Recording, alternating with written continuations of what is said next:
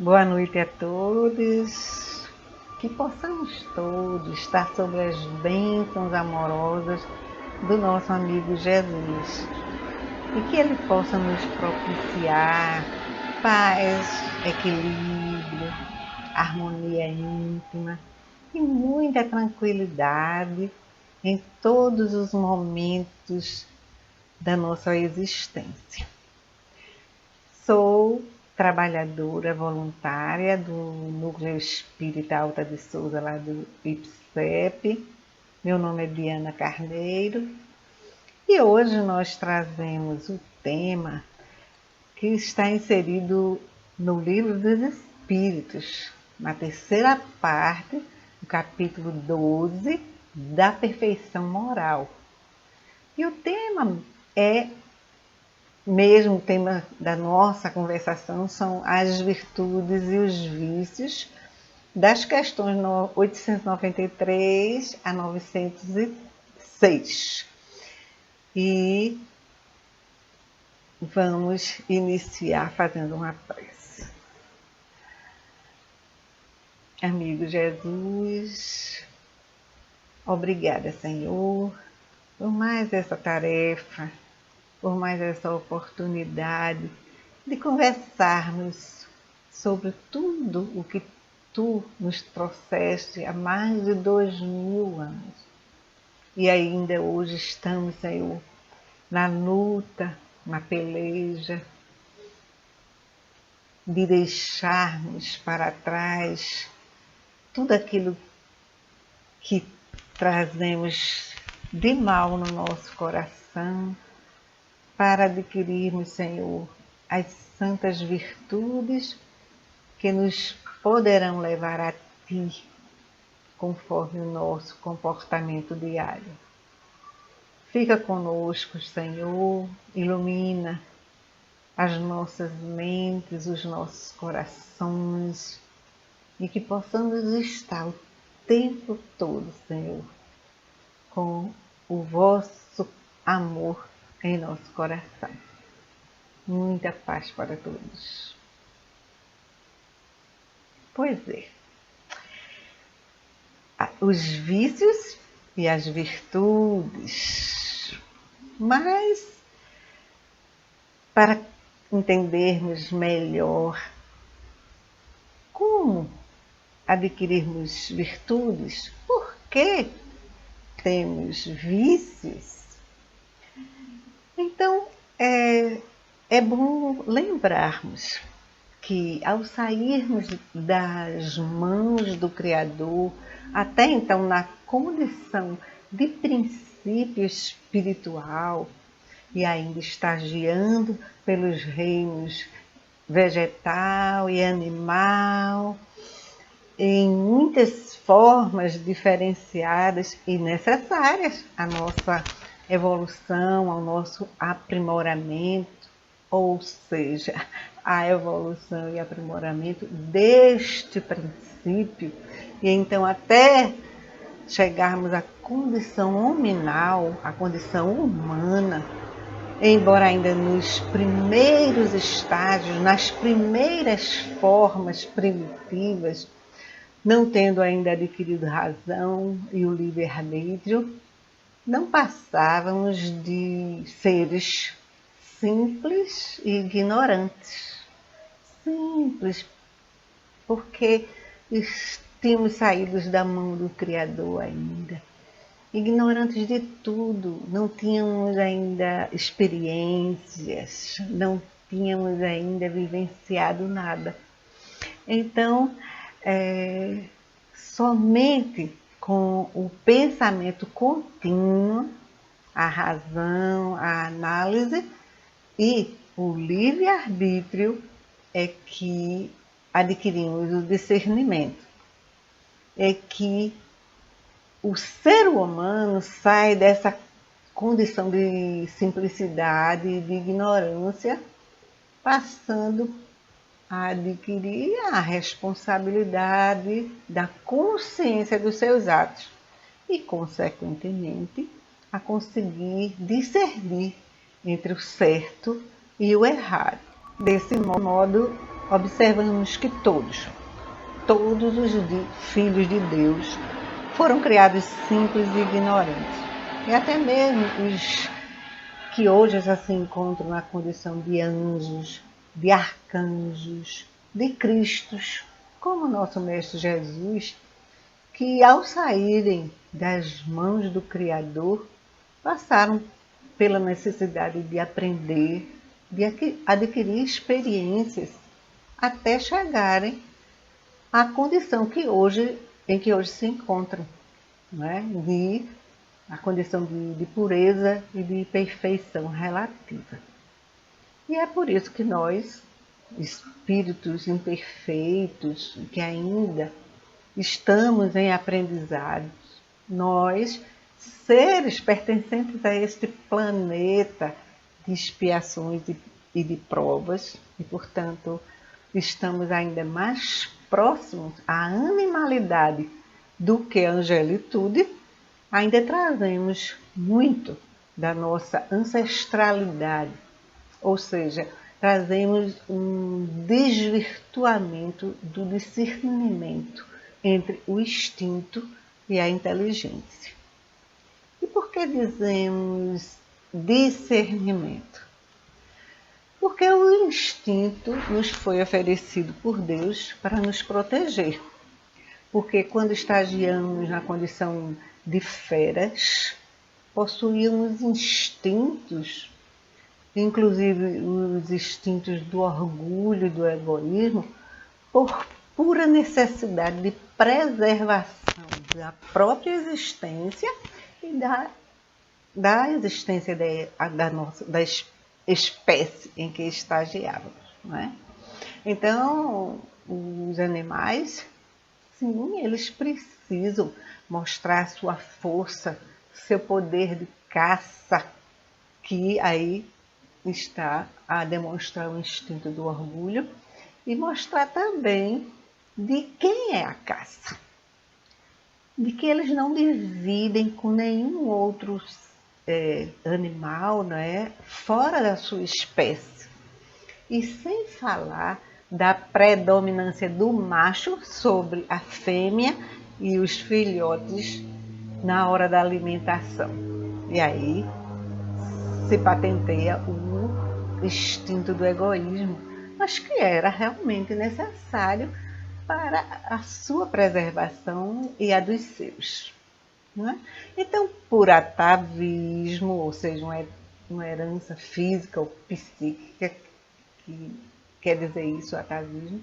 Então, após chegarmos à condição hominal, e agora já seres ditos civilizados, ainda preservamos os instintos da época do animal e nos convertemos em vícios, né? Então, aqueles instintos do egoísmo, do orgulho, hoje nós os transformamos em vícios. Como? Pelo hábito constante de ainda os utilizarmos de forma equivocada. E é por isso que não fazemos questão de nos transformarmos em criaturas conscientes da nossa real condição, ou seja, a nossa condição de espíritos imortais, filhos de Deus, destinados à perfeição. E que, desse modo, se tivéssemos essa consciência real, ainda não mais estaríamos agindo, cultivando esse hábito tão pernicioso hoje para a nossa condição, que já deixou de ser instinto e passou a ser vício. Mas falando em vício, precisamos também lembrar o contrário dos vícios, que são as virtudes. E pesquisando para a nossa tarefa, nós encontramos as virtudes e os vícios segundo Aristóteles. e Aristóteles fala que as virtudes e os vícios dizem respeito às nossas disposições, ou seja, às nossas tendências, e que são formados em nós pelo hábito. Bons hábitos formam boas virtudes, ou seja, formam virtudes, toda virtude é boa. E maus hábitos formam vícios. Para Aristóteles, não existem virtudes inatas, mas todas se adquirem pela repetição dos atos, que gera o costume. Então, as virtudes não são hábitos, diz ele, do intelecto, mas são hábitos da vontade. Os atos, para gerarem as virtudes, não devem desviar-se nem por defeitos, nem por excesso, pois a virtude consiste na justa medida, longe dos dois extremos, nem menos, nem mais. É porque ele dá até aquele exemplo. Nós temos dois vícios, para menos e para mais. O vício de ser sovina, de não dividir nada com ninguém, de querer tudo para nós, e o vício do exagero, do doar tudo sem um critério, sem sabedoria, sem discernimento. Porque a verdadeira virtude consiste em desapegar-se, mas não de estragar, não de jogar fora. Porque aquilo que temos deve ser dividido entre nós e aqueles que necessitam, e não esbanjado sem uma utilidade útil. E o homem virtuoso é aquele que tem em si a inclinação para agir de acordo com a virtude. E isso está em perfeita concordância com a doutrina espírita, porque ela diz que a virtude, no mais alto grau, é o conjunto de todas as qualidades essenciais que constituem um homem de bem. E ainda diz: ser bom, caritativo, laborioso, sóbrio, modesto, são qualidades do homem virtuoso.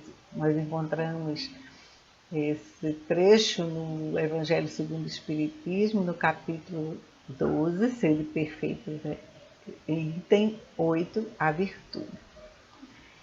E na questão 893, que estamos hoje estudando, Kardec pergunta aos espíritos: qual a mais meritória de todas as virtudes? E ele responde que todas as virtudes têm seu mérito, porque todas são sinais de progresso no caminho do bem. E os espíritos continuam dizendo que existe virtude sempre que há resistência voluntária ao arrastamento dos maus pendores. Né? Toda vez que nós resistimos voluntariamente, da nossa vontade de não deixarmos nos levar pelos nossos maus pendores, já existe a virtude. Né? É muito bonito porque nos dá incentivo de buscarmos cada vez mais resistirmos aos nossos maus pendores. E que a verdadeira virtude consiste naquela em que se faz com sacrifício do interesse pessoal pelo bem do próximo, sem pensamento oculto. Toda vez que nós resistimos àquele mal pendor, em buscar o bem do próximo, nos sacrificando de alguma forma, e aí começa a sedimentar mesmo a virtude. Né? E que a mais meritória de todas as virtudes se assenta, ou seja, se baseia na mais desinteressada caridade. virtude quando existe interesse, em se tratando de caridade. Então, não existe a verdadeira virtude. A verdadeira virtude não tem interesse. O interesse dela é em ajudar o próximo, em fazer bem ao próximo. Pois a caridade é a maior virtude. Isso é a virtude segundo São Paulo, em sua primeira epístola aos Coríntios, do capítulo 13, versículo de 1 a 7 e 13. E até Renato Russo, ele transformou essa letra dessa epístola de Paulo em uma linda música, né? Mas Paulo escreveu assim: ainda que eu falasse a língua dos homens e dos anjos, se não tiver caridade, serei como o bronze que soa e um símbolo que retine. Ainda quando tivesse o dom de profecia, que penetrasse todos os mistérios e tivesse perfeita ciência de todas as coisas, ainda quando tivesse toda a fé possível, até o ponto de transportar montanhas, se não tiver caridade, nada serei. E ele ainda acrescenta outras coisas, mas ao final ele diz que a caridade é paciente, é branda, é benfazeja. A caridade não é injubilosa, ou seja, ela não é insatisfeita. Não é temerária, não teme nada, nem precipitada. Não se enche de orgulho, não é desdenhosa, não cuida dos seus interesses, não se agasta nem se azeda com coisa alguma. Não suspeita mal, não se rejubila com a injustiça, mas se rejubila com a verdade. Tudo suporta, tudo crê, tudo espera, tudo sofre. Agora, diz ele, dessas três virtudes, a fé, a esperança e a caridade permanecem. Mas dentre elas, a mais excelente é a caridade. E nós observamos a perfeita concordância entre a visão clara e precisa de Paulo com os preceitos dos ensinamentos espíritas contidos no Evangelho segundo o Espiritismo, no capítulo 17, Sede perfeitos, no item 3, o homem de bem. E vou até ler um trechinho aqui para que nós observemos. Não vou ler o capítulo todo porque é um pouco extenso. Mas o homem de bem, do Evangelho segundo o Espiritismo, diz que o verdadeiro homem de bem é o que cumpre a lei de justiça, de amor e de caridade na sua maior pureza. Se ele interroga a consciência sobre os seus próprios atos, a si mesmo perguntará se violou essa lei, se não praticou o mal, se fez todo o bem que podia, se desprezou voluntariamente alguma ocasião de ser útil, se ninguém tem qualquer queixa dele. Enfim, se fez a outrem tudo o que desejara que lhe fizessem. E tem muito mais conteúdo, mas depois vocês procuram nesse capítulo, que é muito lindo. E agora nós vamos contar uma história sobre a virtude ideal. Conta-se que certa vez um homem considerado virtuoso visitou uma fazenda onde viviam duas famílias e encontrou logo à chegada duas mulheres que o receberam com alegria, ou seja, com satisfação, com júbilo. Elas se sentiam honradas em receber a visita de um homem tão perfeito. Sua fama o precedera. Elas lhes trouxeram comida, água fresca, para o dessedentar. Então ele foi ali, muito bem tratado, bem acolhido. E ele lhe perguntou sobre suas vidas. E elas, de forma assim, muito simples, né? Que a simplicidade é uma virtude muito esquecida entre nós, né? Então, elas contaram que trabalhavam duro em casa e no campo com seus maridos. Tinham muitos filhos amados de quem cuidavam. Sofriam doenças, pobrezas e morte, como todas as demais famílias. Elas não reclamavam. Para elas tudo era normal. Só discriminaram aquilo que o homem estava perguntando. Mas, perguntou ele, enquanto as suas boas ações, o que fazem para Deus? Elas se entreolharam e confessaram que nada faziam. Elas não enxergavam simplesmente as virtudes que elas traziam dentro de si.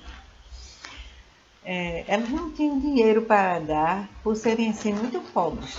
Não tinham tempo de realizar muitas coisas por outras pessoas porque elas cuidavam das suas próprias famílias e se mantinham muito ocupadas.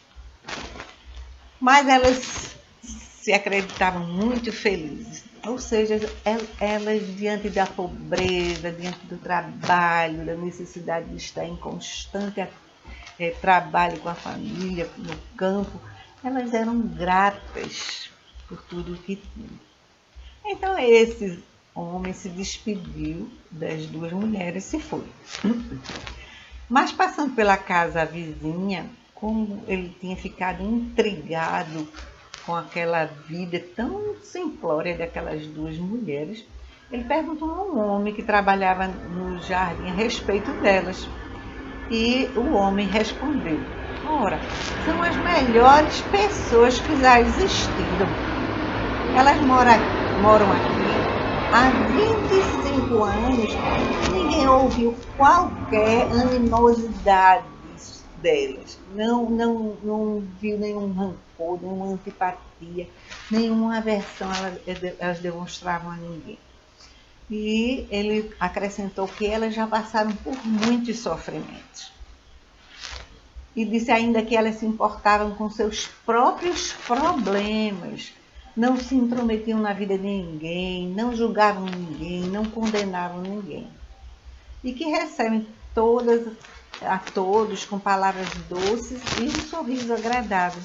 Não se irritam, não se agastam, não se azedam com ninguém.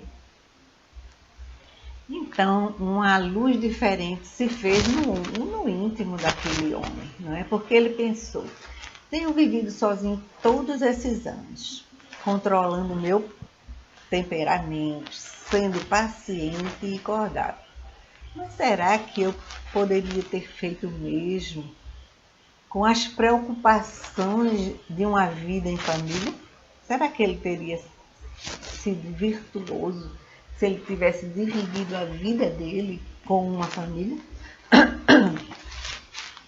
E ele acrescenta: já me habituei a viver com muito pouco, mas como estaria na pobreza se outros sofressem além de mim? Não sei se poderia suportar a fadiga e o desgaste de ganhar o pão para outra. Verdadeiramente é mais difícil tornar-se um santo em casa do que no deserto. E reconheceu que a verdadeira santidade é trabalhada no dia a dia, no trato com o semelhante.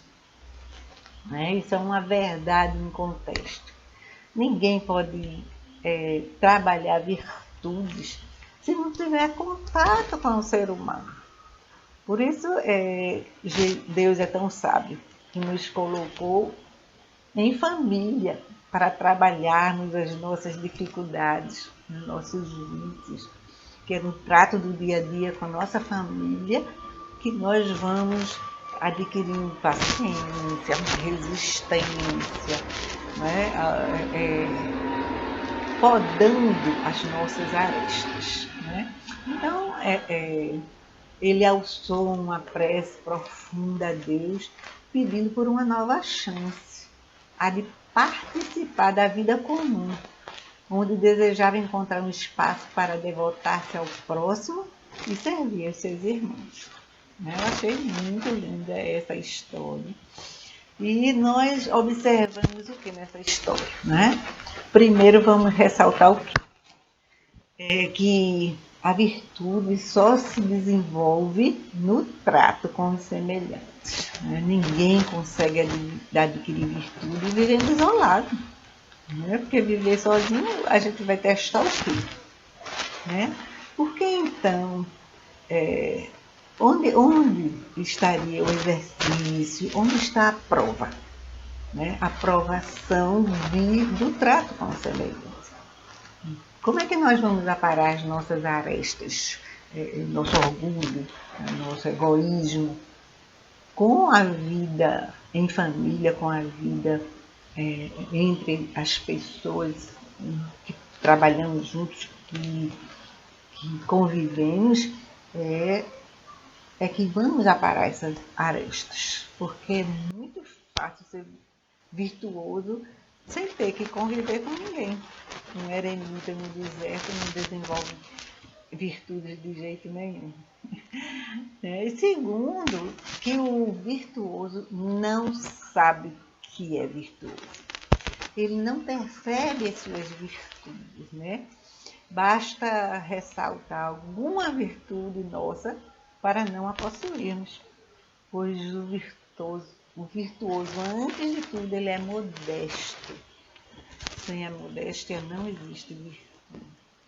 Quando nós nos dizemos, eu sou virtuoso, eu possuo tal virtude, eu sou isso, eu sou paciente, eu sou bondoso, é porque não existe ainda a virtude, porque não existe a modéstia. A verdadeira virtude, ela não sabe que porque possui a modéstia. E no capítulo 17, intitulado A Virtude, no item 8, no Evangelho fala assim, que não é virtuoso aquele que faz ostentação de sua virtude, pois que lhe falta a qualidade principal, a modéstia. E tem o vício que se lhe opõe, que é o orgulho. Então vejamos que as mulheres, elas não se davam conta das suas boas obras, das suas boas ações, nem se agradavam a Deus com as suas atitudes. Elas simplesmente viviam segundo aquela forma de viver delas simples, virtude, aquela forma benéfica, de amor, de caridade, mas sem ostentar, sem perceber sequer. E ainda falando em disciplina, eu extraí um texto do site Redação do Momento Espírita, que diz que existe uma virtude que é a mais importante para desenvolver todas as demais virtudes, que é a virtude da disciplina. Eu achei bastante interessante, porque ele diz que a disciplina frequentemente é entendida como submissão a um agente externo. Ou seja, exemplo, o pai que disciplina seu filho ou o comandante que conduz suas tropas sobre um regime disciplinar severo. E, embora a disciplina sob esse aspecto exterior seja necessária, ela não fica circunscrita a isso. Na realidade, é sob o aspecto interno que a disciplina revela seu mais rico potencial. Ele acrescenta que é uma virtude que viabiliza a aquisição de todas as outras. Por quê? Porque sem a disciplina não há avanço e transformação moral e intelectual. Precisamos da disciplina para nos moralizar e também para nos intelectualizar. não é? Porque precisamos ter uma ordem dentro de nós próprios para avançarmos. A criatura indisciplinada, fala ele, permanece como sempre foi. E seus vícios e debilidades não encontram, por isso, viu? Porque seus vícios e debilidades não encontram firme oposição. E os mesmos erros são incessantemente repetidos. E nós lembramos daquela parte da questão 893 que acabamos de citar, que existe virtude sempre que há resistência voluntária ao arrastamento dos maus pendores. Continua o texto dizendo que a disciplina atua no plano da vontade. Ora, olha aí Aristóteles, não são hábitos do intelecto, mas da vontade. E que diz que a disciplina, estabelece regras e define como deve ser o comportamento futuro. Não é? Que o homem disciplinado diz a si mesmo o que devo fazer e se mantém firme no propósito. O que devo fazer? O que quero fazer? E aí ele se mantém naquela meta, mas precisa ser disciplinado para isso. Mesmo contra seus interesses e tendências naturais, segue o programa de melhoramento que se impôs como meta. Ainda na questão 893 do Livro dos Espíritos, lembrando que ele diz: o sacrifício do interesse pessoal pelo bem do próximo. Olha aí como está todo em concorde com os ensinamentos do Livro dos Espíritos. Ainda acrescenta que a disciplina consiste em uma força interior que permite a alteração de velhos hábitos. E é verdade, se nós não tivermos essa força interior, disciplinar nossos hábitos anteriores, não seguiremos à frente, não conseguiremos disciplinar a nossa vontade.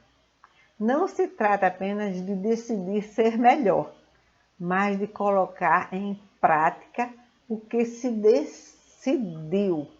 Olha aí a vontade em ação. Não é? Então, eu digo, eu quero ser melhor, mas se eu não colocar a minha vontade em ação, eu vou continuar do mesmo jeito que sempre fui. E certamente há vacilações, mas logo o homem disciplinado retoma seu projeto inicial. É aquela coisa, né, de tudo que nós fazemos, se nós não tivermos um objetivo, uma meta, e não disciplinarmos a nossa vontade, nós não conseguiremos. Né? Então, a luta interior é muito importante nesse momento de disciplinar a nossa vontade, de olharmos a meta, o que eu desejo para a minha vida, o que eu quero com isso. E aí, meus irmãos, eu queria ler para vocês agora a questão 894 do Livro dos Espíritos, que diz assim: há pessoas que fazem o bem espontaneamente, sem que precisem vencer quaisquer sentimentos que lhes sejam opostos. Terão tanto mais mérito quanto as que se veem na contingência de lutar contra a natureza que lhes é própria e a vencem. Essa foi a pergunta que Kardec fez aos espíritos, e eles respondem: só não tem que lutar aqueles em que já há progresso realizado. Esses lutaram outrora e triunfaram. Por isso é que os bons sentimentos nenhum esforço lhes custam e suas ações lhe parecem simplíssimas. O bem se lhes tornou um hábito. Devidas lhes são as honras que se costumam tributar a velhos guerreiros que conquistaram seus altos postos. Vejam aí, meus irmãos. E aí eu lembrei de quem? Das mulheres simples. Elas não faziam esforço algum, porque elas já haviam conquistado as virtudes anteriormente. Em 25 anos, ninguém tinha nada a dizer contra elas, porque em existências anteriores lutaram e venceram o mal. Já havia um progresso realizado, né? E para o Espírito Emmanuel, na questão 253 de O Consolador, intitulada Virtude,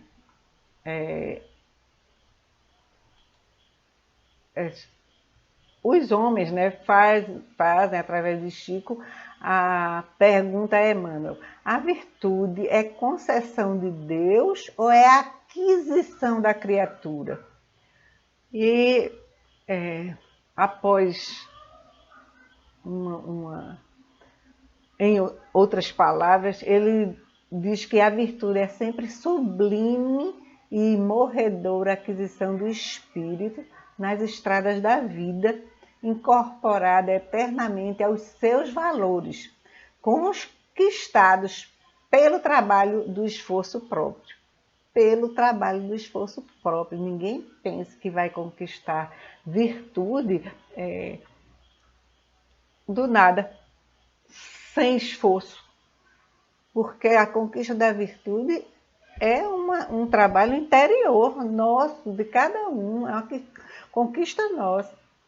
E na questão 254, do mesmo livro O Consolador, Emmanuel se reportando à virtude da paciência, mas que pode ser aplicada a qualquer outra virtude, ele diz que para levarmos a efeito uma edificação tão sublime, necessitamos começar pela disciplina de nós mesmos e pela continência dos nossos impulsos, considerando a liberdade do mundo interior, de onde o homem deve dominar as correntes da sua vida. O adágio popular considera que o hábito faz a segunda natureza. E nós devemos aprender que a disciplina antecede a espontaneidade, dentro da qual pode a alma atingir mais facilmente o desiderato da sua redenção. Então, meus irmãos, lembremos, ser bom, caritativo, laborioso e modesto são qualidades do homem virtuoso. Toda criatura que possui virtudes não as ostenta. Tal qual a violeta, simplesmente espalha seu discreto perfume e se esconde entre a folhagem farta. Pratiquemos o bem com desinteresse completo e inteiro esquecimento de nós mesmos, e estaremos desenvolvendo as virtudes em nosso interior. Muita paz e que Deus nos abençoe a todos. Vamos orar? Obrigada, Jesus. Obrigada por esses instantes em que nós passamos juntos aos nossos irmãos. Obrigada pela oportunidade de estudar um pouco essa doutrina tão maravilhosa que esclarece as nossas mentes e conforta os nossos corações. Obrigada, Senhor, por tudo o que nós recebemos do Teu amoroso coração. Abençoa a nossa terra amada, Senhor. Abençoa as criaturas que sofrem. Ilumina cada um dos nossos irmãos e a mim mesma também. Muito obrigada, Senhor. Paz e luz para todos.